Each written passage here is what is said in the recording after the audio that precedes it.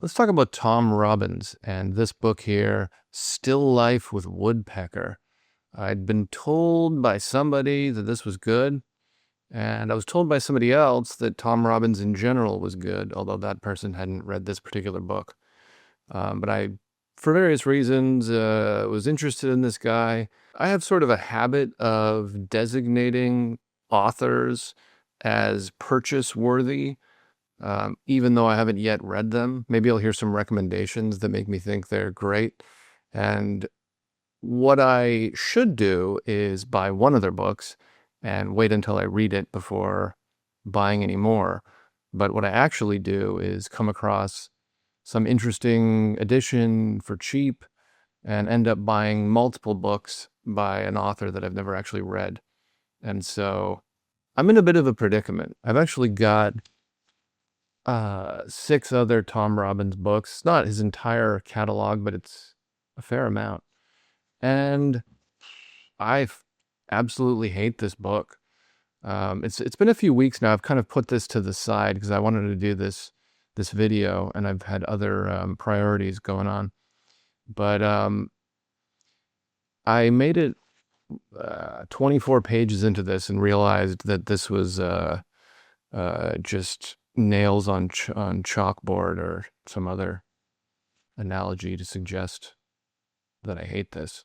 I'm not quite sure who this video is for, whether this is sort of to warn people who have similar tastes as me about the dangers of a Tom Robbins novel, or if this is to provide sort of an interesting, perhaps, negative perspective for people who like Tom Robbins. Maybe someone out there is interested in knowing why their beloved author is disliked by some. Or maybe you also had a terrible experience reading Tom Robbins and you want some cathartic camaraderie amongst Tom Robbins haters. I don't know. But maybe I don't totally understand who I'm aiming this at, but I had this concept of essentially wanting to get rid of all my Tom Robbins books and feeling like before I do that, I should give them all a chance and might as well turn it into a video.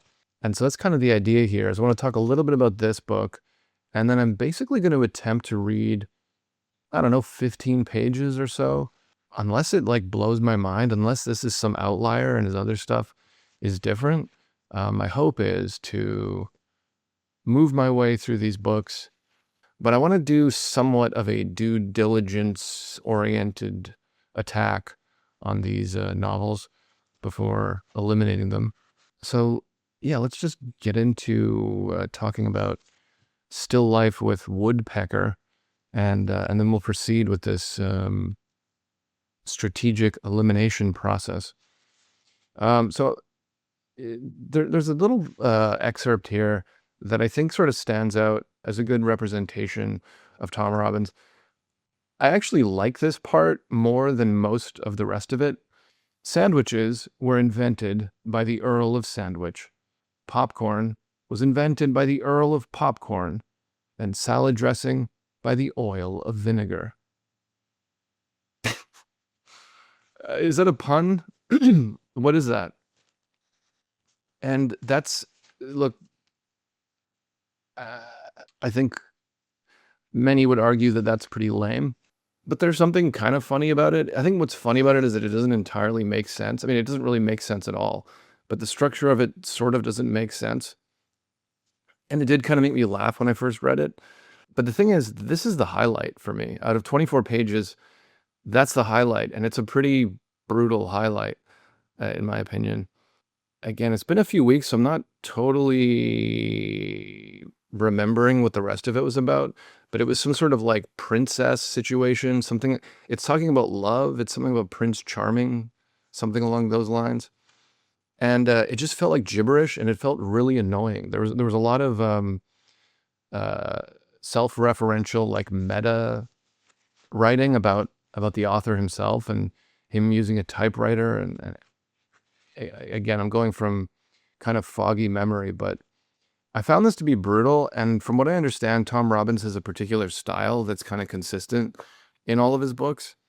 And the thing is, I don't think anyone's wrong for liking this, because I've really come to accept that there are some authors that a lot of totally respectable, by my standards, readers really seem to love, that I think is extremely unpleasant and or uninteresting to read. In case you're wondering, Thomas Pynchon is one for me. I've only read Vineland, but I hated it maybe even more than this. And there's a quote from Thomas Pynchon on the back of this. Tom Robbins has a grasp on things that dazzles the brain. He's also a world-class storyteller. All right. I also can't stand Kurt Vonnegut Jr. Is he? How come it's Junior? It's Junior sometimes, right? And sometimes not. You notice this? Am I hallucinating that? I feel like sometimes there's a junior there and sometimes there's not. But yeah, those three authors, Robbins, Pynchon, Vonnegut. Oh yeah, and Vollman, William T. Vollman. I mean, I've only read one of each of these authors. I read Cat's Cradle, Vineland. Actually, I didn't even finish Vineland. I finished Cat's Cradle. That might be my least favorite book of all time. If you discount books that are just like pure shit, like some, I don't know, modern slop. If you talk about books that have some place in literary history as a classic, I think Cat's Cradle might be my least favorite classic, modern classic. I absolutely despise that book. I think there was not a sentence in that book that I liked. And I should have stopped reading it earlier, but there was multiple people kind of whispering to me that it was a great book. And I thought, okay, if I stick with this, maybe I'll understand it. Anyway, I'm getting a little off topic. The point is, like, I think that that's why I'm being clear to say I hate this. Not that it's bad. I don't think this is bad. I just don't think it's compatible with my brain. I think it's missing certain things, or maybe it possesses certain things that make me have a very negative attitude towards the experience of reading it. And so I don't know. I think I've kind of meandered all over the place, but I think it'd be best if I just jumped into this. I'm maybe going to read one more chapter of this. It's only like 3 pages. I'm going to read one more chapter of this. Why don't I do that right now and just kind of remind, and then maybe I'll see what I have to say about reading this one chapter. And then I'll move on to the next book. Maybe I was wrong. Maybe this chapter will save it, even though at this point I don't even know if there is any context to remember, because I feel like this book felt pretty random. Let's read what the back says. Still Life with Woodpecker is sort of a love story that takes place inside a pack of Camel cigarettes. It reveals the purpose of the moon, explains the difference between criminals and outlaws. I mean, I'll leave it. I won't read the whole thing. Does that sound like your cup of tea? Why am I kind of angry at this book? This is for somebody. This is for somebody out there. And I bet we would get along just fine. And I bet we've got crossover. I bet we've got stuff we like. I like Richard Brautigan. I feel like Richard Brautigan feels like he's in a similar category as these guys. But there's something actually enjoyable to me about Richard Brautigan. I've only read one of his books, The Hawkline Monster. And I didn't love it, but I liked it. I had a fun time with that book. And I suspect there's people out there who love Tom Robbins and Vonnegut who also love Brautigan. But folks, viewer, this is hell on earth to me. But I'm going to give these a chance. Maybe some of these other ones have a different impact. I think it would be actually really interesting if I dig into one of these books, and especially if it still has kind of a similar style to this Woodpecker book, but that somehow it connects with me. I'm not expecting that, though. I'm expecting to read 15 or so pages times 6 of a bunch of slop a bunch of stuff that I find to be slop or slop adjacent, slop-esque. All right, I'm going to read this not out loud. We'll be fast forwarding through this. Boop. All right. Again, yeah. It feels like somebody that's just trying to be funny, and probably was. When was this written? 1980. And so I think I've kind of noticed, like, people just had a different sense of humor. It does kind of come in waves. I feel like there's certain eras where the comedy translates a bit better to modern times. Maybe that's just what the problem is here. And I think that's probably the issue I have with Vonnegut and Pynchon, because they both seem to be trying to be funny. But my God, it's not funny in my opinion. And I could tolerate that if it had other stuff going for it, but in my opinion, it doesn't. So yeah, I didn't like this thing that I just read. The thing that I kind of thought was sort of amusing was it said, well, there's two things. If her lifespan were a salad, Lee Sherry would have dived into the dressing to present that conference with a perfect crouton. It's like, I mean, he kept to kind of know a little bit about what's going on to make any sense of that, but just him doing another ridiculous salad reference, I found to be something amidst this swamp of crud. And then the other thing that was kind of funny was Lee Cherie moved about like a zombie, yet a few days earlier she had more closely resembled a corpse. That was progress. I mean, it's not really funny, but it was kind of, I don't know, it's kind of clever or something. But yeah, this feels to me like you meet some guy who is, let's say, 20 years older than you and friendly and smart and kind of, what's the word? Gregarious. Yeah. You meet a guy who's gregarious and he's 20 years older than you. And let's say you're at like I don't know, a Christmas party or something. And you're sitting on the couch and he's talking to you. And you're kind of thinking to yourself, this is better than talking to somebody who's totally boring. And I kind of respect this guy and I kind of appreciate him. But at the same time, I'd rather be talking to one of my friends or something, or just somebody in general who's more in tune with what I find interesting and or funny. That's kind of what this is to me. Is like I feel like I have some respect or appreciation for this, but it's just like I don't want to spend my time on these salad references and stuff. Yeah. All right. Anyway, I've got a lot of Tom Robbins I need to read, so stick around. We'll see what happens. This is going to be a quest. This is going to be an odyssey of salad and even cowgirls get the blues. Here we go.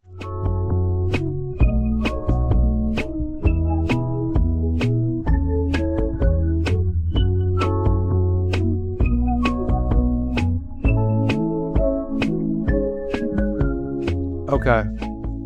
So I read the first 7 chapters, which was 15 and a half pages. I don't like this at all. So it's basically about this woman. I don't remember her name. Sissy Hankshaw. And she's like going to this ranch called the Rubber Ranch. I don't like his names either. Like there's a character in here called, what is it? Something Bonanza. It's the Rubber Rose Ranch, which is run by Bonanza Jelly Bean. What are we doing here? And so Sissy Hankshaw arrives there after having hitchhiked, and she wants to be a cowgirl. And that goes back to her backstory. And as she was growing up, she had abnormally large thumbs. And adults speculated about how she was going to be such a great hitchhiker. And her brothers, who had normal-sized thumbs, developed some device attempting to like stretch and enlarge their thumbs. I mean, it's completely possible that this goes in some cool direction, but I hate this. I mean, so there was one part that I sort of thought was mildly amusing, but it's the same kind of shit as the Still Life with Woodpecker, where it's just kind of like amusing wordplay or puns or something. It says here, it's talking about how her thumbs grew, and it says, they grew while she studied arithmetic. If a hen and a half can lay an egg and a half in a day and a half, how long will it take a monkey with a wooden leg to kick the seeds out of a dill pickle? That's the highlight of those 15 pages. And it made me smile slightly because it's just like silly, but it's like, that's like kid. I don't know. To me, that's That's like something you write in a kid's book or something. So apparently this was published in 1976, but it was originally serialized in High Times. I don't even know High Times was around in the 70s. So this is weed culture. Cool stuff, guys. Yeah, so I think I liked this more than Still Life with Woodpecker because this was more coherent. But I did not like this, and I don't want to continue reading it. We've got 0 for 2, and I'm looking forward to decluttering my book collection of all Tom Robbins products. So that's 2. I don't have another Roadside Attraction, which I think is his first one. But it looks like the next one is going to be Jitterbug Perfume. This was the book from between Even Cowgirls Get the Blues and Woodpecker. So next up, this. What's this about? Jitterbug Perfume is an epic, which is to say it begins in the forests of ancient Bohemia and doesn't conclude until 9 o'clock tonight, Paris time. Huh. This is like Mad Magazine. It's not even that, it's Cracked Magazine. You ever read that? Oh boy. It is a saga as well. A saga must have a hero, and the hero of this one is a janitor with a missing bottle. The bottle is blue, very, very old, and embossed with the image of a goat-horned god. Wow, how quirky. You know, if the book could be best described as quirky, get rid of it is my strategy. Well, we're going to give this 15 pages. I'm not looking forward to it at all.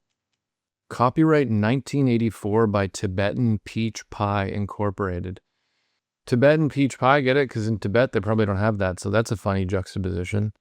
It's as if it's the two different things that don't normally belong together is what makes it funny. And also that you probably wouldn't normally name a company those things. It's so random. I'm being probably a dickhead. I guess this is not aimed at people who like Tom Robbins, because I'm sure if you like Tom Robbins, the last thing you want to hear is some shithead making snide remarks. Maybe you do. I don't know. I don't know. What do I know about anyone? I mean, look, no one's even watching my videos. This is going to be my 4th video, I think. I cracked 10 subscribers. And, you know, we're talking comments in the single digits. Okay, so let's get into this. Jitterbug Perfume, Tom Robbins, book 3 of 7. Jeez, oh, I got another 4.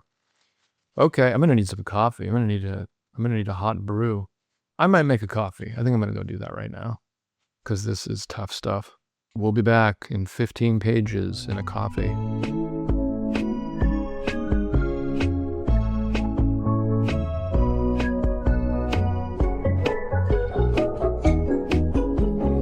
Okay. I guess you could say I liked this a little bit more than the other ones.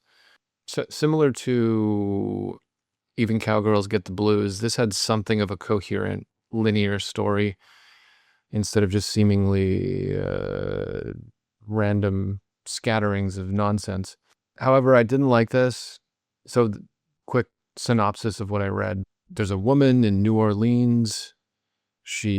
I'm not even sure I understood exactly, but she's working for a perfume company. There's a lot of preamble talking about beats.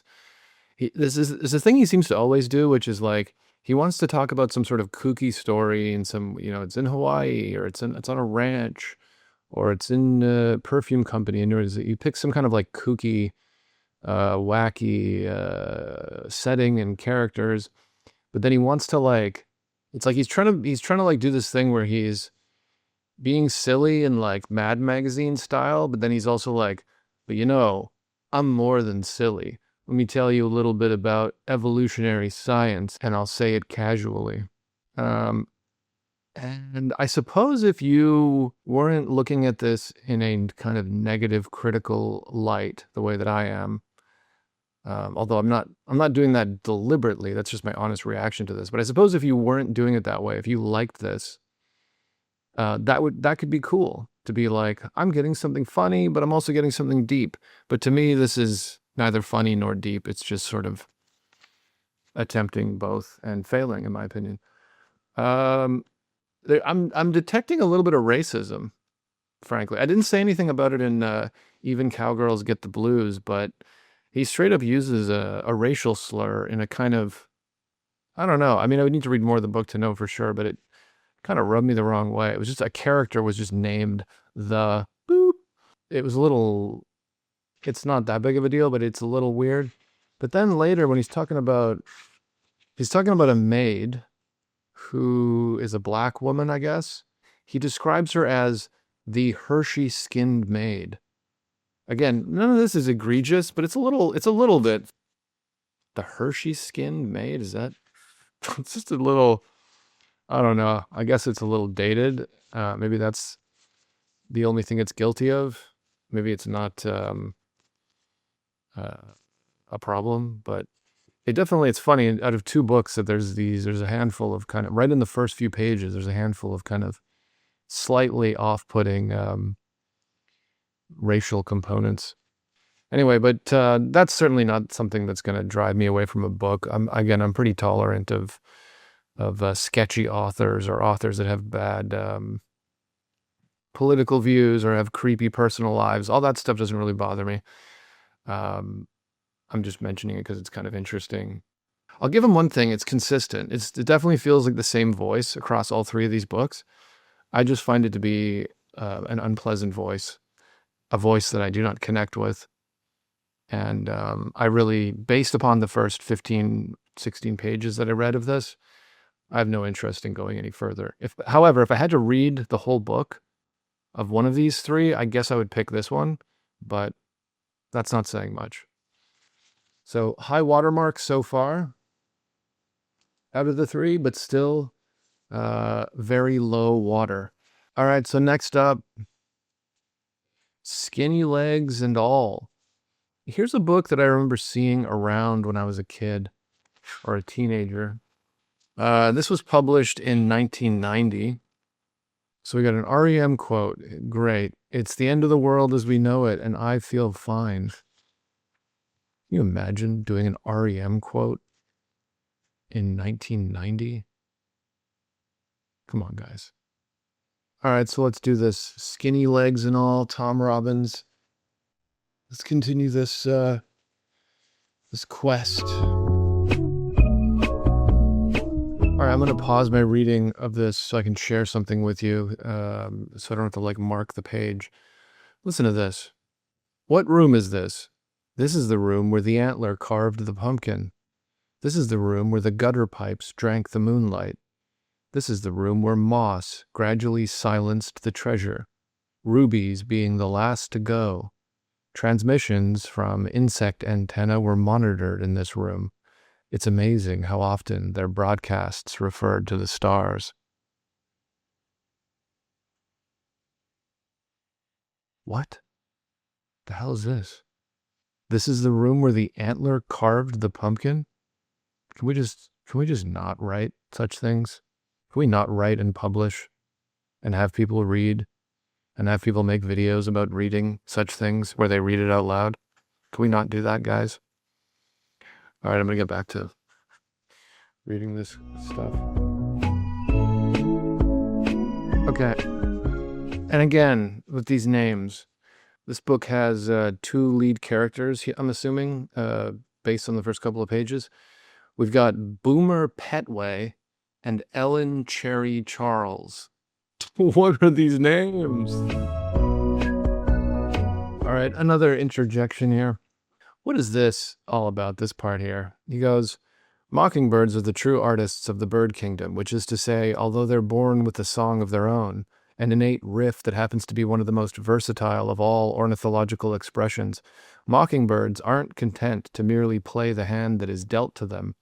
Like all artists, they're out to rearrange reality.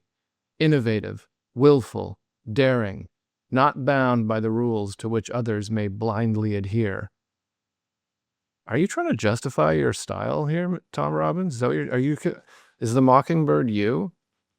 Is that what you think you are? You're like a mockingbird? You're not bound to rules? You're daring? You're bold? I wish you were more like a seagull, frankly, or a crow, if that's the case. All right, anyway. Okay. And moments later, another interjection. Still talking about the mockingbirds. He uses the term a virtuoso display that served no practical purpose. He's got to be doing this on purpose, right? He's describing himself. I mean, to say virtuoso is a bit is pushing it a bit for me. I do respect. I mean, there is something linguistically kind of sophisticated about what he's doing. It's just that it's annoying and not interesting to me. But I don't. I think I wouldn't. If somebody said that they think he's a virtuoso writer, I wouldn't really argue against that. But I think you can be a virtuoso and still produce like unpleasantly written, or you can produce something that's an unpleasant, for me at least, useless reading experience. And that's, the caveat that he adds here, a virtuoso display that served no practical purpose. But the thing is, it's not even that it serves no practical purpose. It just serves no purpose, or at least none that I can see. Because a lot of books I read, I don't know that you can necessarily, the ones that I like, I'm not certain you could say that it serves a practical purpose. I guess it depends on your definition of practical. I mean, I don't know. If a book is entertaining to you, is that a practical purpose? I guess so. It's no books are cutting your lawn or sweeping your floor. But I think certain books can do more, can sort of have a greater degree of practical purpose, even though it's generally of an intellectual or psychological or emotional nature. But I think this Tom Robbins guy is not providing that for me. All right, but that's the end of that interjection. Back to reading this book.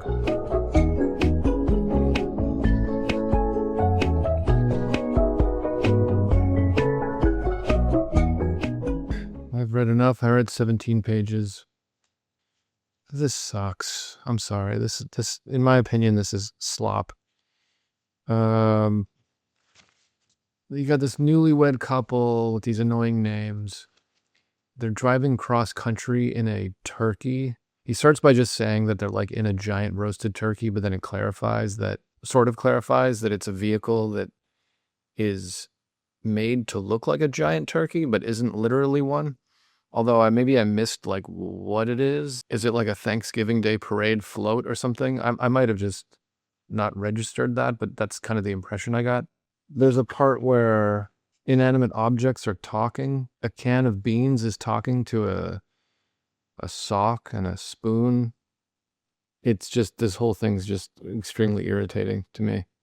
And there's nothing, I don't know. I think I like this about as much as the perfume one, maybe a little bit more. The writing is a little more fluid, I guess you could say, to me, for whatever that's worth. But it still just seems to have nothing to offer me. Let's read the back of this. Oh, Playboy says it's flat out fabulous. An Arab and a Jew open a restaurant together across the street from the United Nations. It sounds like the beginning of an ethnic joke, but it's the axis around which spins Tom Robbins's gutsy, fun-loving, and alarmingly provocative novel, in which a bean can philosophizes, a dessert spoon mystifies. Oh, so we get more of those characters later in the book. Geez. I can't wait for that. A young waitress takes on the New York art world, and a rowdy redneck welder discovers the lost god of Palestine, while the illusions that obscure humanity's view of the true universe fall away one by one like Salome's veils. Skinny Legs and all deals, in Robbins' audacious manner, with today's most sensitive issues: race, politics, marriage, art, religion, money, and lust. It weaves lyrically through what some call the end of days of our planet, refusing to avert its gaze from the horrors of the apocalypse. It also refuses to let the alleged end of the world spoil its mood, and its mood is defiantly upbeat, guys. In the gloriously inventive Tom Robbins style, here are characters, phrases, stories, and ideas that dance together on the page, wild and sexy, like Salome herself. Or was it Jezebel? Washington Magazine says funny and tough. USA Today says Robbins possesses magnet-like power.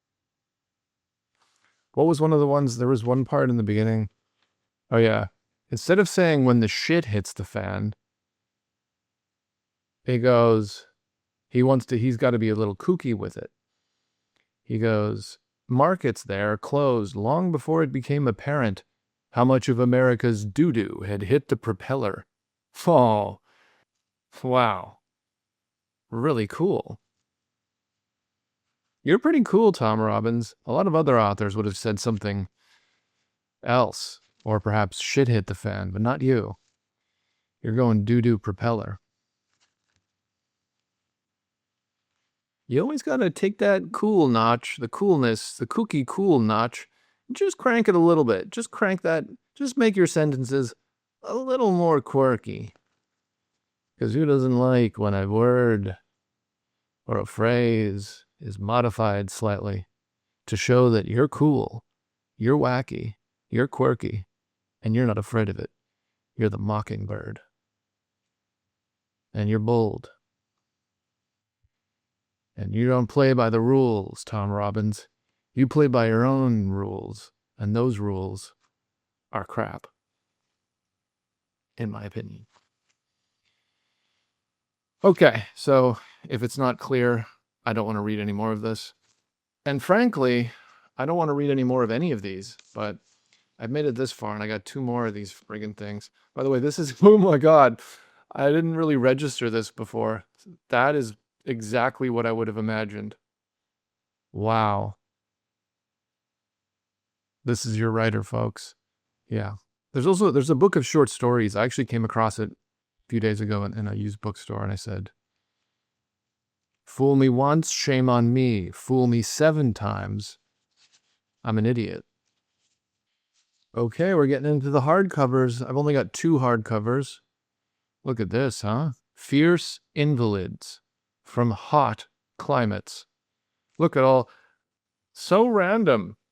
A parrot and a wheelchair's on fire, and then there's like a portable TV or something. Can you tell that I hate this?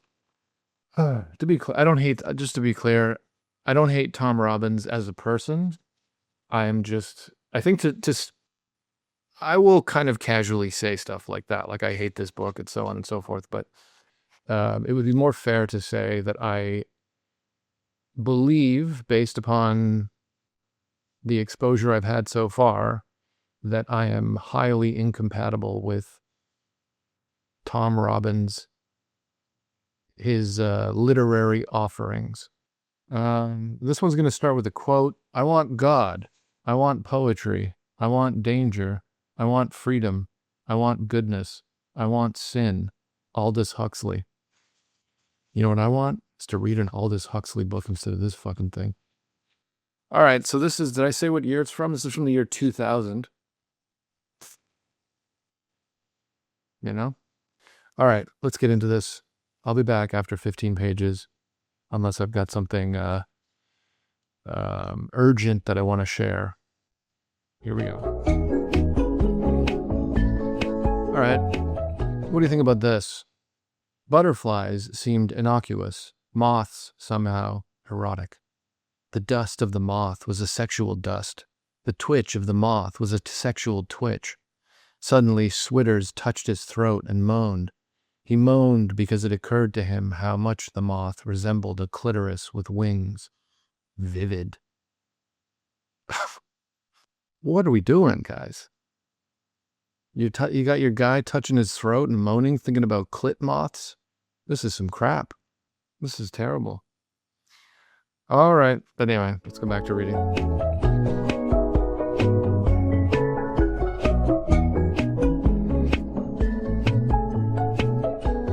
Okay. With this one, I'm not really sure what's going on with the plot, like I was with some of the other ones, or at least like the there being some sort of a plot going on. It seems very early in the book. It's introduced a couple of characters, mainly this guy and his grandmother. The guy is like into linguistics. He studied linguistics and poetry and stuff. There's some really cringe, like late 90s shit in here. Like, So the grandma is supposed to be like kind of wacky because she's really into the internet. And again, this is like, written around 1999 when the internet was still new and most people weren't on it. So he calls his grandma Maestra.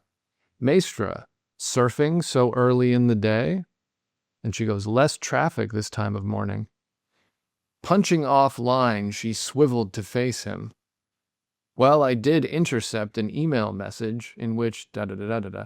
You intercepted an email message? What is that? How do you intercept an email message? Also, why would it be an email message? Wouldn't it just be an email? Punching offline? I mean, this is all forgivable stuff because this was the era, but it's just funny. I think it's funny. But not intentionally funny. And I didn't like this at all. Those are my favorite parts that I just read. And I only liked it because it was just like, I don't know, nostalgic or something. Nostalgically embarrassing. There's this thing he does, which I sometimes get impressed when authors do strange things with format. And this is an example of that, but it's an example where I'm not impressed by it, where I think it kind of stinks. But it's interesting enough to share it. So in the early part of the book, there's these kind of short pages where it specifies a location and a date. And then after doing that a few times, one chapter ends by saying, henceforth, this account shall gather itself at an acceptable starting point. Every beginning in narration is somewhat arbitrary, and the one that follows is no exception, from which it shall then move forward in a so-called timely fashion, shunning the wantonly tangential influence of the natural mind, and stopping only occasionally to smell the adjectives or kick some ass. Since this new approach should render chapter headings, those that designate date and place, unnecessary, they will from now on be scratched. If the next chapter were to have a heading, however, it would read Seattle, October 1997. So he does this kind of like subversion where the chapter ends with what would have normally been the beginning of the next chapter as a way of signaling that he's going to stop doing that. This is kind of like an interesting variation or an interesting like playing with format, whatever you want to call it. But I don't really like it. And I definitely don't like when he said to smell the adjectives or kick some ass. It just immediately makes me think of this guy here. Hey, look at me. I like jazz. Look at me. I write in a particular way. I'm kooky. Ooh, some guy in Italy said he's the most dangerous writer in the world today. My God. Not good. Not good stuff. Okay, I've got one more. Villa Incognito. Ooh, interesting. There's a quote, Bertolt Brecht, from the Three-Penny Opera. You never know to whom you're talking. Exactly. That's how I feel right now. Who the hell am I talking to? I don't know. An imagined audience. A hypothetical future audience. I'm certainly not imagining that I'm talking to Tom Robbins because I'd be a lot more polite about this. This video is kind of negative, obviously, very negative, some would say. But I feel like there isn't enough of that on YouTube. I think there's a lot of these channels where they're just, all they do is say how great books are. And as much as I don't want to, I don't want to see a channel that goes completely in the other direction that's just shitting on books. But give me some balance. I kind of want to know, to know if I should trust your recommendation as a book review-oriented content creator. I need to know what you don't like. To understand a person's opinion on books, I think it's just as important to get some sense of what they don't like. And I think people, for some reason on BookTube, are afraid to make a sort of critical or negative book review. Maybe part of the problem is that there's a backlash effect. Maybe it's like if you post a video about a particular author that you don't like, in this case, Tom Robbins, maybe it's very unlikely that someone who shares your opinion is going to look up Tom Robbins and find your video. Maybe it's much more likely that somebody who likes Tom Robbins is going to stumble on your video and then leave you a nasty comment. And maybe other book channels learned that lesson and stopped posting such reviews. And I just haven't learned that lesson yet. Okay. Let's do this. This is quite the opening. It has been reported that Tanuki fell from the sky using his scrotum as a parachute. That is not so ridiculous when we take into account the unusual size of Tanuki's scrotum. Are you laughing yet? Just think how crazy that would be if a man's scrotum was very large and he was parachuting with his scrotum. This is I feel like there's a lot of pee-pee poo-poo going on in these books. One of the earlier ones, is the character, which one was it? I think it was the Frog Pajamas one. It's talking about how she's peeing so hard into the toilet that she could shoot out the eye of a cyclops or something. It's like so powerful it could knock out the eyeball of a cyclops or something like that. Why is a cyclops' eye somehow stronger than any other eye? I don't know why the cyclops was necessary. But yeah, there's a lot of just toilet humor. And it's not even really, I guess it's sort of humor. He's got a big scrotum, guys. It's a parachute scrotum. Okay.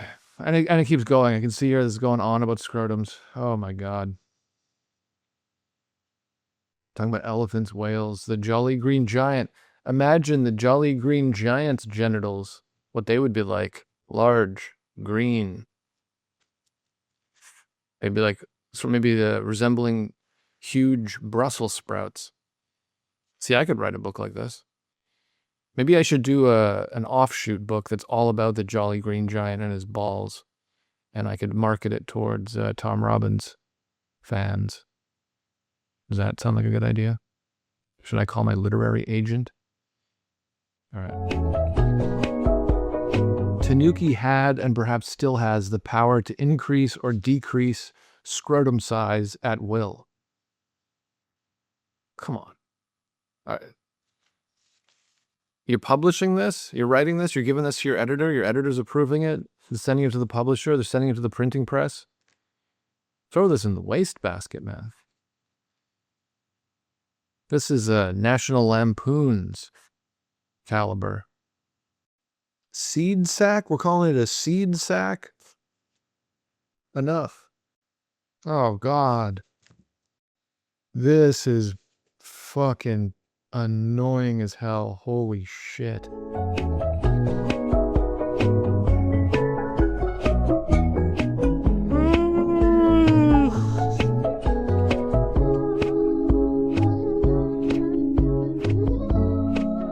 Oof.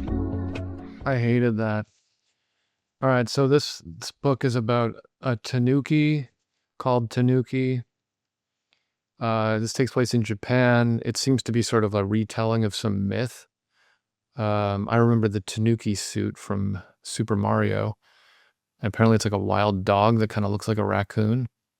And so in this myth, the Tanuki is sort of anthropomorphic, like it looks, or I guess it kind of has the mind of a human and kind of can be mistaken for a human to some extent.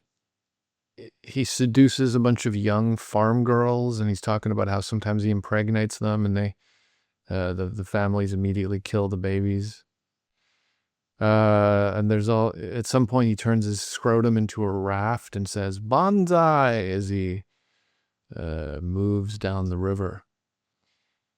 I mean, this is putrid. This is I'm so curious to hear somebody describe why they love this book. So I'm going to leave it there. I really dislike Tom Robbins' writing. My favorite thing is that photo of him dancing. Out of all this stuff we looked at today, that's the highlight for me. And I will never read another Tom Robbins book unless something miraculous happens. Like I said, if somehow I get into a relationship with a fellow reader not a romantic relationship, although maybe, but some sort of a dynamic where there's a person whose opinion I really respect, and they find out that I hate Tom Robbins, and they go, no, no, no, no, no, trust me, you've got to read this book, and I know it starts off bad, but keep going, you'll get something really good out of it. Maybe if that kind of a thing happened, I could give it another chance, but that seems like very, very unlikely. And and even if that did happen, I'm not certain they would succeed at convincing me. I think at this point, I'm pretty convinced that I have no use for Tom Robbins and that I can move on with my life and never look back, except as I edit this video. All right, so that's it. Let me ask you, have you read Tom Robbins? Do you like it? Do you hate it? Are you neutral? Did this video annoy you? Are you a fan and you found this insulting? Do you strongly disagree with me and have some sort of opinion you want to share? And other prompts to try to get you to leave a comment. Is there a way that I can kind of indirectly suggest or try to influence you to take other steps that will help this channel, such as liking the video and using hype and posting about it on your personal website?